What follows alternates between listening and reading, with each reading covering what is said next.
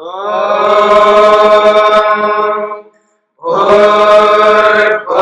स्वः तत्सवितुर्वरेण्यं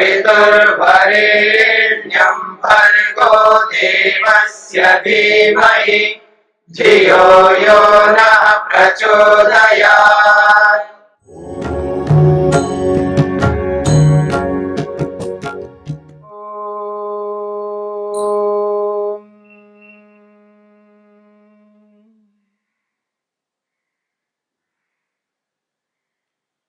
योग विद्या के अंतर्गत मन की अवस्थाओं की चर्चा हो रही है।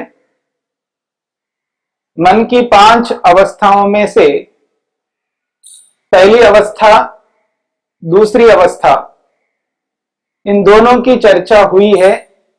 तीसरी अवस्था की चर्चा हो रही है, विक्षिप्त अवस्था। विक्षिप्त अवस्था का अर्थ है एकाग्र होकर के अपने कर्तव्य कर्मों को करना। जिस प्रकार लोक में विक्षिप्त अवस्था का अर्थ अलग प्रकार से लिया जाता है, जो अर्थ विक्षिप्त अवस्था का लोक में लिया जाता है उससे भिन्न अर्थ योग में लिया जाता है। लोक में पागल व्यक्ति को, आधे पागल व्यक्ति को, जिसका दिमाग ठीक से काम नहीं करता है, जो दिमाग का इस्तेमाल ठीक से नहीं करता है, उस व्यक्ति के लिए विक्षिप्त कहा जाता है। परंतु योग में विक्षिप्त अवस्था का अर्थ उससे सर्वथा भिन्न है, अलग है। जो व्यक्ति अपने कोई भी कर्तव्य को कर रहा होता है, उस कर्तव्य को मन लगा करके कर रहा होता है, अपने मन को ठीक प्रकार से उस काम में लगा करके उस कार्य को अच्छे ढंग से संपन्न करने के लिए कार्य कर रहा होता है और एकाग्र होकर के उस कार्य को करता है। लेकिन उस एकाग्र होकर के किए जाने वाले कार्य के बीच में कोई व्यवधान आता है, उस व्यवधान की ओर उसका मन चला जाता है। जो कोई भी व्यवधान उपस्थित होता है, उस व्यवधान को योग की भाषा में विक्षेप कहते हैं। उस विक्षेप रूपी व्यवधान के आने पर व्यक्ति अपने कार्य से मन को हटा करके उसमें लगाता है, उस ओर ध्यान देने लगता है, उसको विक्षिप्त अवस्था कहते हैं। और ऐसा करना आवश्यक इसलिए होता है क्योंकि व्यक्ति व्यवहार में व्यवहार कुशल तभी बन पाता है जब औरों को भी ध्यान देता है। अपने कर्तव्य कर्मों को करता हुआ, अपने कर्तव्य कर्मों को ठीक से करता हुआ औरों को भी ध्यान देना होता है। उसी स्थिति के लिए विक्षिप्त अवस्था है। और जैसा कि आपके समक्ष मैंने संकेत किया था, दुनिया में जितने भी मनुष्य हैं, पूरे संसार में जितने मनुष्य हैं, उतनी प्रकार की विक्षिप्त अवस्थाएं हैं। प्रत्येक व्यक्ति की विक्षिप्त अवस्था अलग अलग प्रकार की है। जैसी जैसी मनुष्य की योग्यता है, उस योग्यता के आधार पर उसकी विक्षिप्त अवस्था होती है। कम योग्यता है तो उस व्यक्ति की विक्षिप्त अवस्था भी निम्न स्तर का होगी। अत्यधिक योग्यता है तो उस व्यक्ति की विक्षिप्त अवस्था उच्च स्तर की होगी। इन दोनों की बीच की योग्यता है तो उस विक्षिप्त अवस्था की मध्यम स्तर की होगी। अलग अलग प्रकार के व्यक्ति और उनकी अवस्थाएं भी अलग अलग प्रकार की है। दुनिया में मुख्य रूप से 2 प्रकार के लोग होते हैं, एक आध्यात्मिक लोग और एक भौतिक। भौतिकवाद को लेकर के जीने वाले लोगों को भौतिक कहते हैं और आत्मा परमात्मा को लेकर के जीने वाले लोगों को आध्यात्मिक कहते हैं। और दोनों में बहुत अंतर होता है। केवल नामधारी व्यक्ति को लेकर के मैं नहीं कह रहा हूं, केवल लाल पीले या और किसी प्रकार के कपड़े पहन करके जो साधु के रूप में दिखाई देते हैं, उनकी बात नहीं कर रहा हूं, मैं योग्यता की दृष्टि से कह रहा हूं।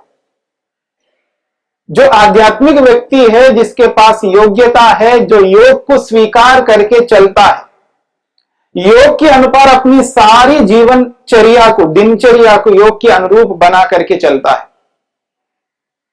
योग को अपना आदर्श मानता है, योग के अनुसार ही विचार करता है, योग के अनुसार ही कल्पना करता है, योग के अनुसार ही उद्यम, मेहनत, पुरुषार्थ करता है, ऐसा जो व्यक्ति होता है, उसकी जो मन की स्थिति होती है वो एक अलग प्रकार की होती है। मन की वो स्थिति जो विक्षिप्त अवस्था की चर्चा मैं कर रहा हूं। विक्षिप्त अवस्था जो अध्यात्म मार्ग को लेकर के चलता है, उसकी विक्षिप्त अवस्था एक अलग प्रकार की होती है।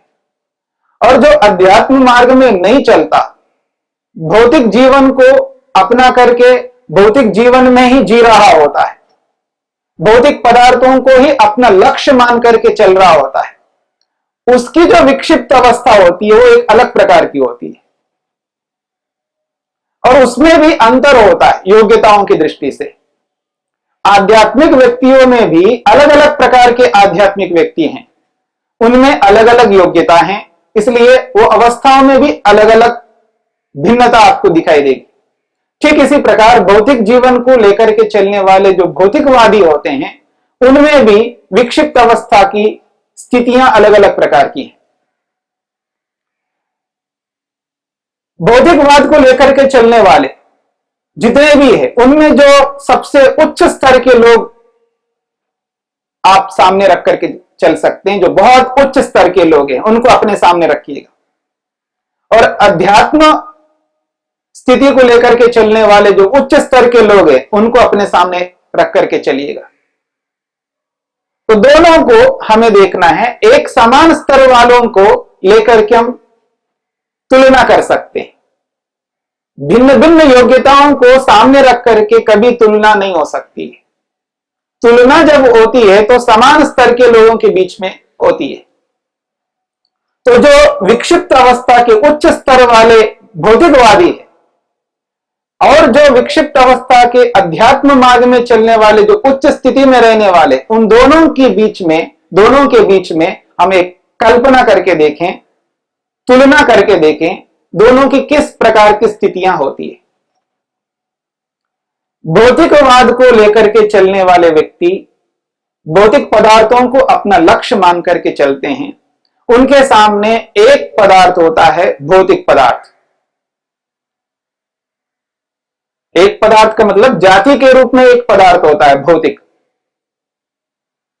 यानी भौतिक पदार्थ अनेकों हो सकते हैं, लेकिन वो सबके सब भौतिक पदार्थ माने जाएंगे, तो एक श्रेणी में आ जाएंगे।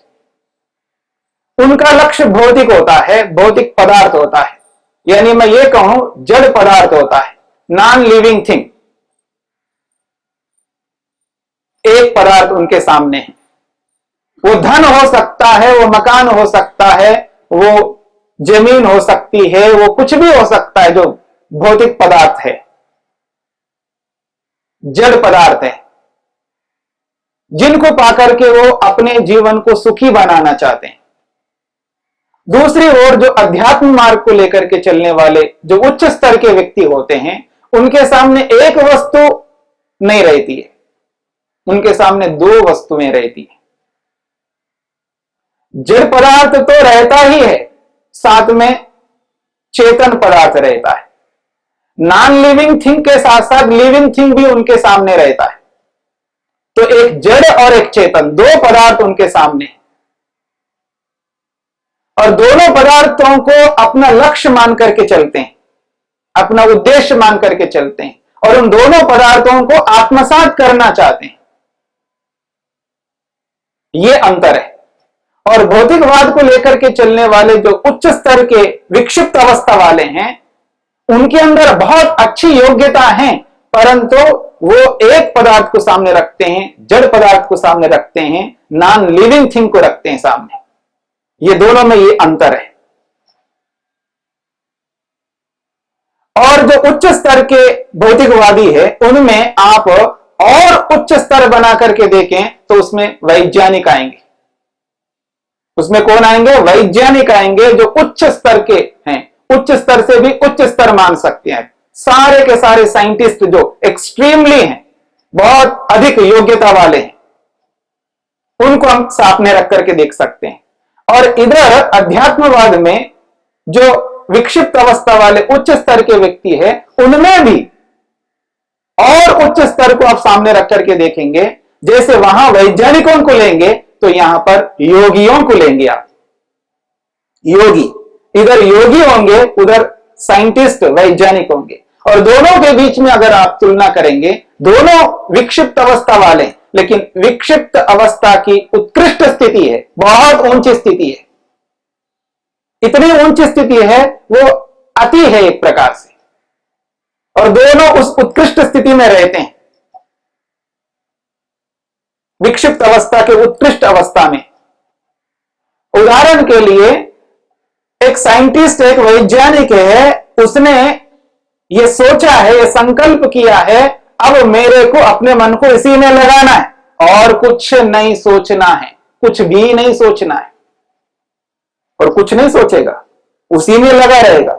जब तक उसको आत्मसात नहीं करता तब तक उसी में लगा रहेगा। बहुत उच्च स्थिति है, परंतु है वो विक्षिप्त अवस्था की उत्कृष्ट स्थिति, और उसको आत्मसात भी करता है। और आज जितने भी वैज्ञानिक हैं, जिनका उपकार हम सबके ऊपर है, जिनके कारण से आज हम सर्वाधिक सुखी हैं, सुखी हो रहे हैं, आगे भी होंगे, उन्हीं के बदौलत, वैज्ञानिकों के कारण से। उन्होंने हमारे लिए बहुत मेहनत करके, उद्यम करके, पुरुषार्थ करके उपकार किया हम पर, और उन साधनों का प्रयोग आज हम कर रहे हैं और सुखी हो रहे हैं। और जिन जिन को वो टारगेट बना करके, लक्ष्य बना करके, जब तक उनको प्राप्त नहीं कर लेते तब तक अपने मन को उसी में लगाते हैं। ये बहुत उच्च स्थिति है, लेकिन है विक्षिप्त अवस्था की उत्कृष्ट स्थिति। दूसरी ओर जो अध्यात्म मार्ग को लेकर के चलने वाले हैं, अध्यात्म मार्ग को लेकर के चलने वाले योगियों में जो उत्कृष्ट स्थिति वाले हैं, वो जहां जड़ पदार्थ को अपना टारगेट बनाते हैं, लक्ष्य बनाते हैं, वहां पर आत्मा को भी अपना लक्ष्य बनाते हैं। स्वयं को, जीवात्मा को, मैं आत्मा हूं, मैं एक चेतन हूं, मैं जड़ पदार्थ नहीं हूं, उसको भी लक्ष्य बनाते हैं। और उसको लक्ष्य बना करके उसमें मन लगाते हैं और उसी में मन लगाते हैं। उसको आत्मसात करना चाहते हैं, करने के लिए अग्रसर होते हैं, और दोनों ही अपने मन को बखूबी से अपने अपने विषयों में लगाते हैं और आगे बढ़ते हैं। फिर भी दोनों में अंतर है। एक में यह अंतर होता है, जो अध्यात्म मार्ग को लेकर के जो उत्कृष्ट स्थिति में विक्षिप्त अवस्था में रहता है, वो अपने टारगेट को पूरा करने में लगा हुआ है, और उसको पूरा करते हुए राग और द्वेष को दूर करना चाहता है। राग में पड़ना नहीं चाहता है, द्वेष में पड़ना नहीं चाहता है, मोह में पड़ना नहीं चाहता है।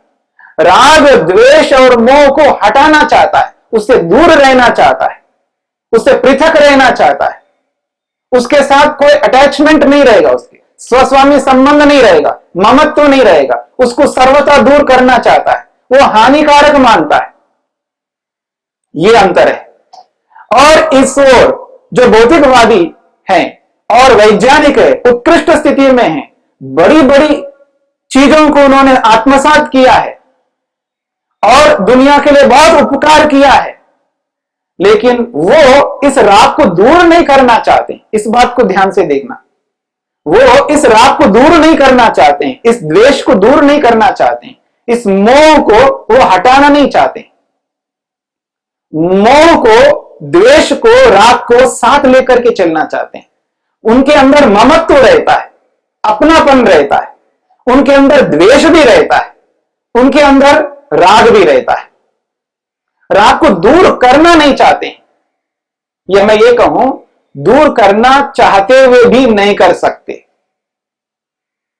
दूर करना चाहते हुए भी नहीं कर सकते। वैसे तो काम, क्रोध, लोभ, मोह, ईर्ष्या, अहंकार को बुद्धिमान व्यक्ति, समझदार व्यक्ति हानिकारक मानता तो है, हटाना भी चाहता है, वो भौतिकवादी हो या अध्यात्म को लेकर के चलने वाला हो, किसी भी स्थिति में रहने वाला हो, हानिकारक स्वीकार करता है, परंतु हटाना नहीं चाहते सभी। हटाना सभी नहीं चाहते। एक व्यक्ति हटाना चाह रहा है, वो है अध्यात्म को लेकर के चलने वाला व्यक्ति, योग को लेकर के चलने वाला व्यक्ति, योग अभ्यास को लेकर के चलने वाला व्यक्ति। वो हटा नहीं पा रहा है, एक अलग बात है, लेकिन हटाना चाहता है अंदर से, और उसके लिए मेहनत करके कुछ हटाया भी है, बहुत कुछ हटाया है, कुछ थोड़ा बहुत बचा हुआ है। और दूसरी ओर भौतिकवादी बहुत उत्कृष्ट अवस्था में रहते हुए भी, बहुत सारा उपकार करता हुआ भी इस राग, द्वेष, मोह को हटाना नहीं चाहता, अंदर से आवश्यक मानता है, ये जरूरी है मानता है।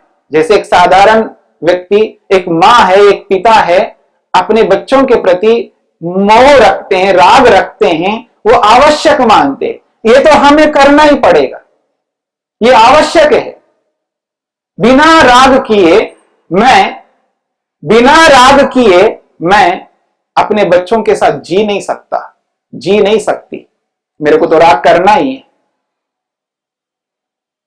गलत स्वीकार करते हुए भी उसको आवश्यक माना जाता है अंदर से, इसके बिना तो मैं इनके साथ व्यवहार नहीं कर सकता। दूसरी ओर अध्यात्म को लेकर के चलने वाले जो योगी हैं, वो उसको हानिकारक मानते हैं, उसको हटाते हैं, दूर करते हैं, आवश्यक कभी नहीं मानते, अंदर से कभी स्वीकार नहीं करते हैं कि राग मेरे लिए आवश्यक है, द्वेष मेरे लिए आवश्यक है, मोह मेरे लिए आवश्यक है, हानिकारक है, मैं इसको हटा रहा हूं, हटाऊंगा, एक दिन ऐसा लाऊंगा मुझ में ये राग नहीं होगा, द्वेष नहीं होगा, मोह नहीं होगा।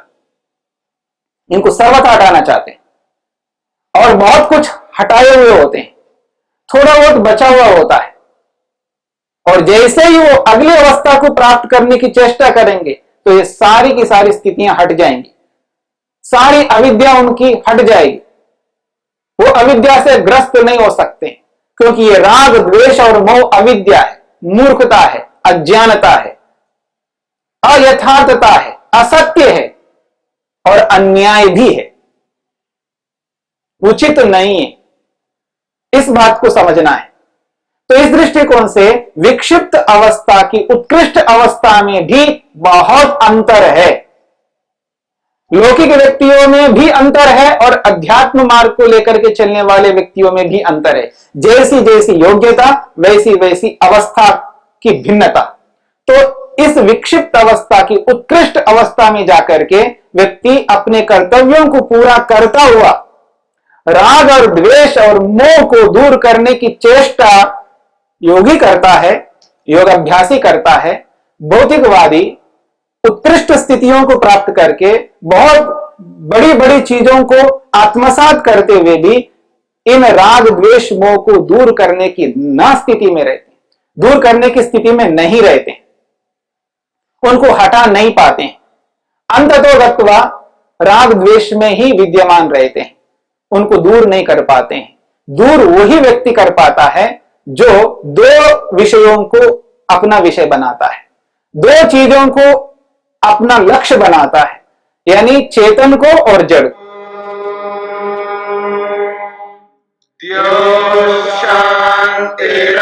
शांतिरंतरिक्षं शांति पृथिवी शांतिरापः शांतिरोषधयः शांति वनस्पतयः शांतिर्विश्वे देवाः शांतिर्ब्रह्म शांति सर्वं शांति शांतिरेव शांति क्षमा शांतिरेधि। ओम शांति शांति शांति।